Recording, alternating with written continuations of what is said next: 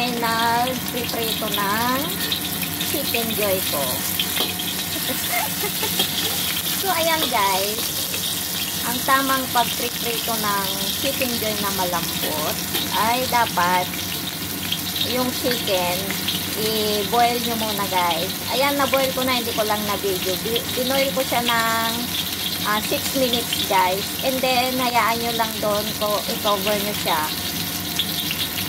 para mas lalo pang lumambot yung chicken natin.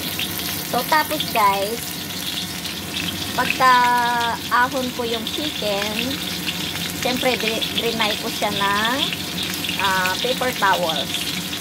So, ayan guys. And then, nilagyan ko siya ng konting asin at saka itong powder natin na sandali, titignan natin kung anong pangalan itong powder natin.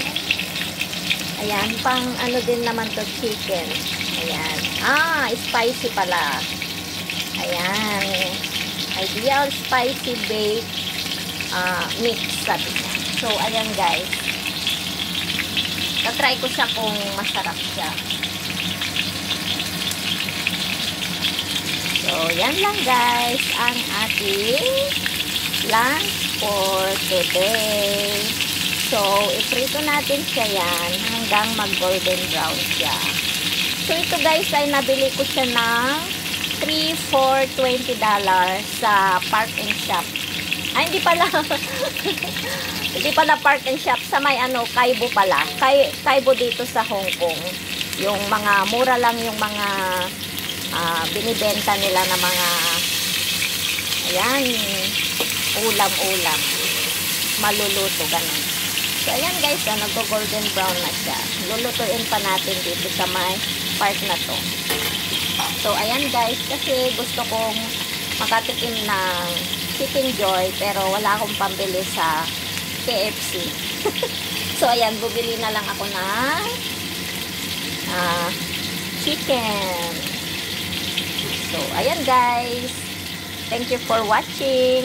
And please don't forget to like and subscribe on my YouTube channel.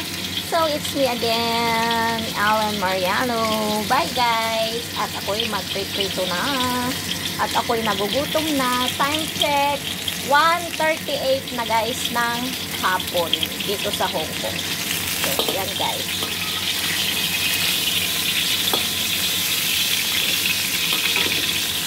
Malaki siya. Pero pag tinitignan mo sa video natin guys, ay parang ang liit niya. Pero,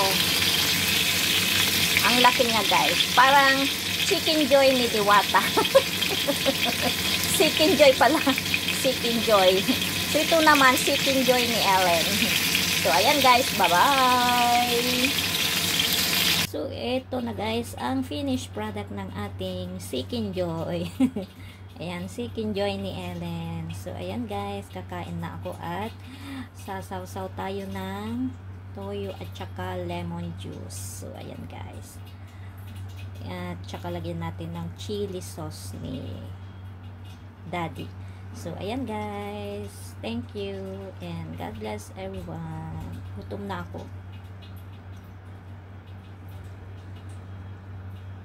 Wow, yummy, yummy chicken joy. Ayan guys. Sa wakas na luto na rin siya. Wow!